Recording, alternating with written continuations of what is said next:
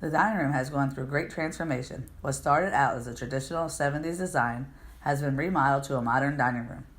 The last step was the table. This table was very special to Jimmy because it's given to him by his mother, who had passed away.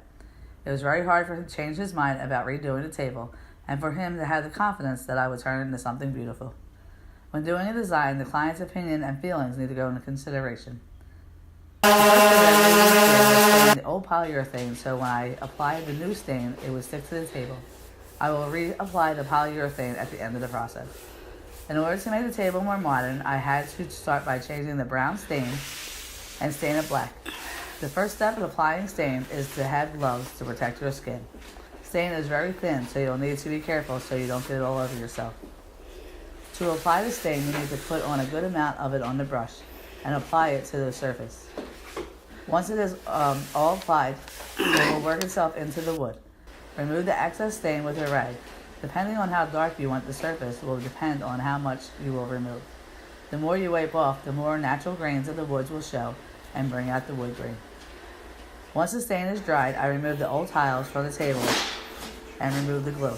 First thing I did was to get the right tools. I had to break the tiles that I put in the screwdriver in between the tiles and hammering down on the screwdriver.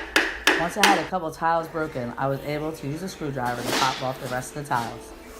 When removing the tiles, it is important to wear gloves so the glass doesn't cut your finger. After a couple cuts, I learned that lesson.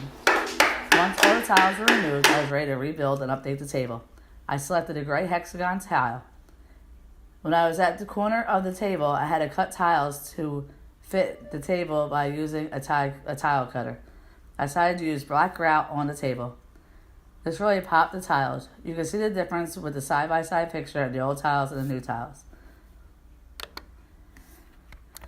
I decided to order the chairs since the old chairs were not sturdy and were unsafe.